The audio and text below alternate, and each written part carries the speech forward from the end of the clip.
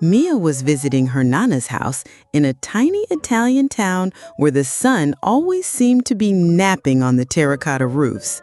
She didn't speak much Italian, and frankly, she was a little bored. "There's nothing to do," she sighed, kicking a loose pebble on the cobblestone street. To escape the sleepy sun, she ducked into a dark, cool shop with a sign so old she could barely read it. La Biblioteca Dimenticata, the forgotten library. It smelled of old paper and dust, a smell Mia secretly loved. In the very back, on a pedestal all its own, was a huge book bound in red leather with gold lettering. It read, Il grande libro delle parole magiche, the great book of magic words. Mia felt a thrill of excitement. As her fingers touched the cover, a deep, gentle voice echoed from the pages. "Greetings, young adventurer. You have found me. Are you ready to learn real magic?" Mia could only nod, her eyes wide. "Our first spell is simple. We will make a feather float.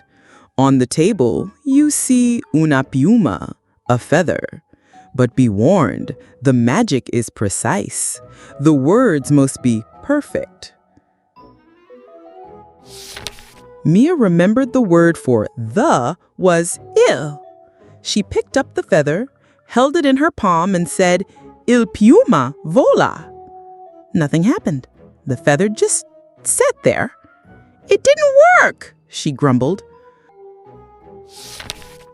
"Ah," chuckled the book. "In Italian, words have a secret identity. They are either masculine, like a king, or feminine, like a queen. Piuma is a queen, so she needs the feminine article, la. Il is for kings." Mia's eyes lit up. She looked at the feather again. "So it's a girl feather?" She took a breath and whispered, "La piuma, vola!" This time, the feather lifted from her hand and danced in the air like a tiny ballerina. "Wow!" "See?" said the book. "Now try with that book on the chair. Libro is a king, a masculine word."